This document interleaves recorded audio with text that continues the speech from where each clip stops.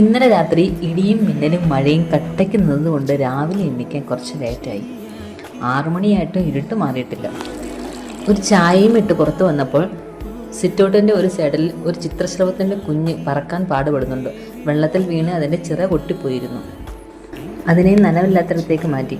ചിറക് വിരിച്ചിരുന്ന് നനവുണക്കുന്ന കണ്ടുകൊണ്ടാണ് അടുക്കളയിലേക്ക് കയറിയത്. രാവിലത്തെ ബ്രേക്ക്ഫാസ്റ്റ് എളുപ്പപ്പണിയാക്കി. ഇഡലിയും ചമ്മന്തിയും. ക്യാരറ്റ് കൊണ്ട് പെട്ടെന്നൊരു തോരനും ഇന്നലെ വൃത്തിയാക്കി ഫ്രിഡ്ജിൽ വെച്ചിരുന്ന മീനെടുത്ത് ഫ്രൈയും ചെയ്തു. പുറത്ത് നമ്മുടെ ചിത്രശലഭം മിടുക്കനായിട്ടുണ്ടേ. ഈ പോക്ക് ബസ് സ്റ്റോപ്പിലേക്കാണ്. വീഗാലാൻഡിലൊക്കെ കാണുന്ന വാട്ടർ സൈഡ് ഇല്ലേ, അതുപോലെയുള്ള ഞങ്ങളുടെ വഴി. വെള്ളമില്ലെന്നേ ഉള്ളൂ. ഒന്ന് കാല് തെറ്റിയാൽ താഴെ അടിയിൽ ചെന്നിട്ട് എണ്ണിക്കൂ. ഇതങ്ങ് കയറി ചെല്ലുന്നത് കഠിനമാണ് കേട്ടോ. എന്നാൽ നിനക്ക് നേരെയുള്ള വഴിയിൽ പൊയ്ക്കൂടെ എന്നല്ലേ? അതുവഴി ഇതിലും ഭീകരമാണ്.